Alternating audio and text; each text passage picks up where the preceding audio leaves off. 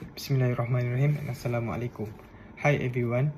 Today I'm going to talk about realism, which is arguably one of the most dominant and enduring traditional theories in international relation. So, if you want to understand why states act the way they do on the global stage, realism gives us a very raw, pragmatic lens at its core. This theory explains how sovereign states behave in an international system characterized by anarchy. Now, when we use the word anarchy in IR, we don't mean total chaos, lawlessness, or riots in the streets. We simply mean that there is no global government, no overarching central authority or world police sitting above states of enforce law or protect them. Because of this anarchic setup, realists argue that the international arena is a permanent self-help system. Think about it. If a state is attacked, it cannot dial 911. It can only rely on its own capabilities.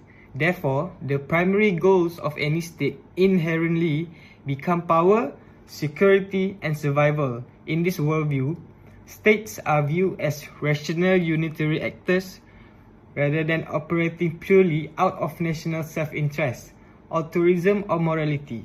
They take a backseat to survival. And second is the introduction to core dynamics or the extra substance. To understand how this plays out in reality, we have to look at what scholars call the security dilemma. Because the system is self-help, when a country builds its military just to defend itself, country B looks across the border, gets suspicious, and build up its military in response. This creates an endless cycle of tension where no one ever truly feels safe. This is exactly what the famous realist scholar John Mearsheimer refers to as the tragedy of great power politics. It's a tragic system because even if states don't necessarily want to fight, the structural pressure of anarchy forces them to compete for power just to ensure they aren't dominated by someone else. That's all from me. Thank you. My name is Husna binti Abdurrahman and I will continue with the main idea of realism theory.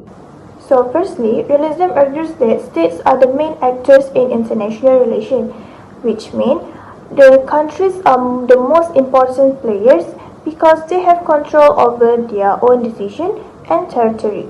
Organizations also exist, but they are less powerful compared to the state. Secondly, the international system is an anarchist system, which means there is no world government and there is no higher authority to control or protect the countries. Next, realism assumes that states are rational and self-interested because the government make decisions carefully based on their own interests and they do not mainly out of kindness but rather based on their own national interest. Finally, realism believes that conflict is natural and unavoidable since countries compete for powers and security in a system without rules. Misunderstanding and tension will always happen. Alright, come to the type of realism. There is two types of realism, which is classical realism and also neo-realism. Classical realism is focusing on human nature, which is it is a selfish and a power-seeking human. And the example of it is a leader may expand power or influence because of ambitions or desire for dominance. And for the new realism is focusing on the structure of the international system and not human nature, which is the system is anarchic, meaning no central authority that can affect the decisions. And the example of it is countries build military not because they want war, but because they feel unsafe. My name is Realism and I will continue with the strength of realism. One of the main strength of realism is its ability to explain power and conflict effectively. Realism argues that the international system is anarchy, meaning there is no central authority that can guarantee the security of all states. As a result, states must rely on their own power and capabilities to protect their national interests and ensure their survival. This trend can be seen in the Russia-Ukraine war. From a realist perspective, Russia's actions can be understood as an attempt to protect its strategic interests and maintain its influence in the region. Realism helps us understand why states must use military force when they perceive threats to their security or national interests. Therefore, the strength of realism lies in its ability to provide a realistic and practical explanation of why states compete for power and why conflict continue to occur in international relations. Okay, next, another important strength of realism is its emphasis on national security and survival. Realism argues that the primary goal of every state is to ensure its own survival in an anarchy international system. Since there is no global authority to protect them, states must take responsibility for their own security and defense. As a result, national security often becomes the highest priority in the foreign policy decisions. This can be observed in the action of many countries today. For an example, several countries have increased their defense spending in response to perceived threats from major powers such as China and Russia. Government invests in stronger militaries, advanced weapons, and strategic alliance to protect their sovereignty and national interests. Therefore, realism is useful because it accurately reflects how states prioritize security and survival when making decisions in international relations. Next, we'll continue with the weakness of realism. One of the main weaknesses of realism is that it ignores or underestimates cooperation between states. Realism assumes that countries are mainly concerned with power, security, and their own national interests. As a result, it views international relations as a constant struggle for power and survival. However, in reality, countries often cooperate with one another through diplomacy, international agreement, and international organization. A good example is the role of the United Nations, which is UN. So, the United Nations helps promote peace, encourage dialogue between countries, and resolve conflict through negotiation rather than military force. It also coordinates international efforts on issues such as humanitarian aid, peacekeeping missions, and global development. Therefore, realism is limited because it focuses too much on competition and conflict, while overlooking the importance of cooperation and maintaining international stability and solving global problems. Okay, next, another weakness of realism is that it cannot fully explain modern global issues. Realism focuses mainly on competition, power, and national interests. It assumes that states are primary concerned with their own survival and security. However, many of today's global challenges require cooperation rather than competition. A good example that I can give is the global response to the COVID-19 pandemic. Okay, during the pandemic, countries had to work together by sharing scientific research, medical information, vaccine, and also public health strategies.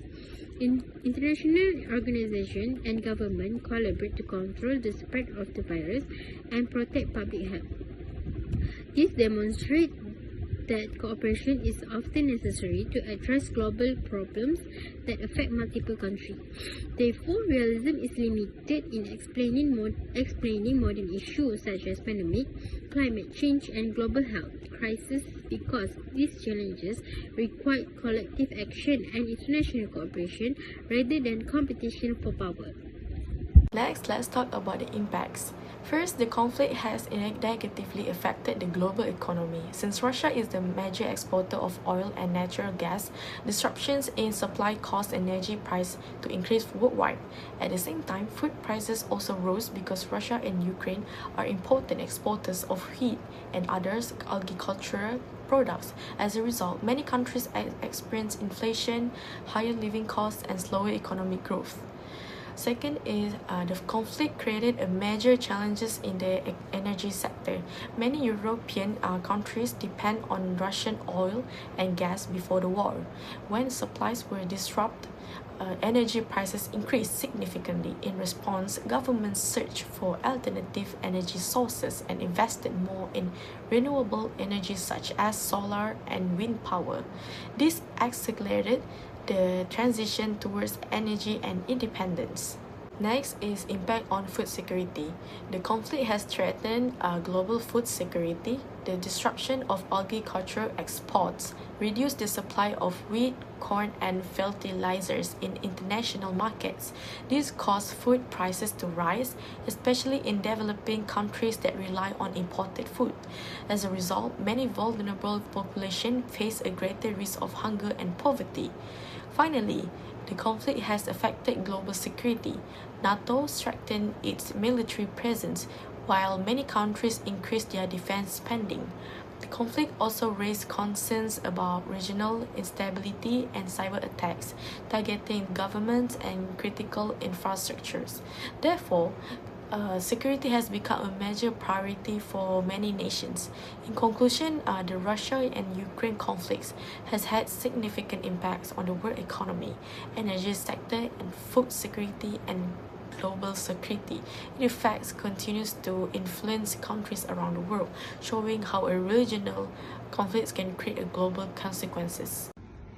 So, for my conclusion, to wrap things up, what is our ultimate takeaway? Realism paints a pretty cynical, but some would say highly accurate picture of global politics.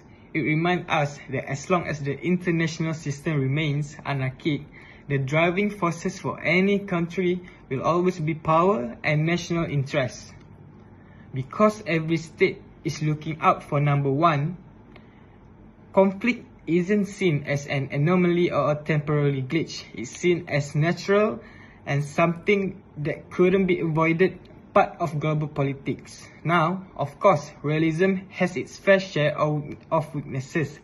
Critics from liberalism or constructivism rightly point out that realism often ignores the massive power of international trade, institutional cooperation like the UN, and changing global norms.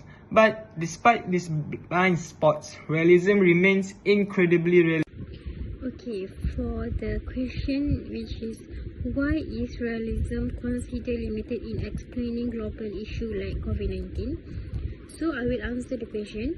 Realism is considered limited because it focuses on competition and self-interest between states. However, global issues like COVID-19 require countries to cooperate by sharing vaccine, information, and health strategies.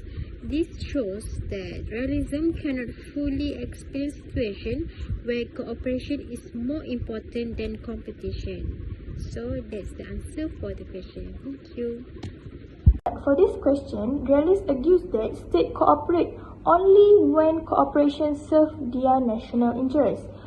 But countries join organizations like ASEAN and UN is because they can gain security, economic interest, and also political influence. This is because cooperation is a tool to advance their national interests rather than a sign of complete trust. What is the main criticism of realism in international relations? One major criticism is that realism focuses too much on power and national interests, while underestimating the importance of international cooperation, institutions, and non-state actors. For example, organizations such as the UN and ASEAN play important roles in promoting cooperation and resolving conflicts, which realism does not fully explain. So for the Q&A session, for the fourth and the last question is that if the international system is anarchic, does that mean international relations are always completely chaotic and lawless? So to answer that, not necessarily. In realism, anarchy doesn't mean total chaos or riots in the streets. It simply means there is no global government or world police to enforce the rule, while this lack of a central authority creates a tense self-help environment where states must prioritize their own survival. It can still lead to periods of order through things like a balance of power. That's all from me. Thank you.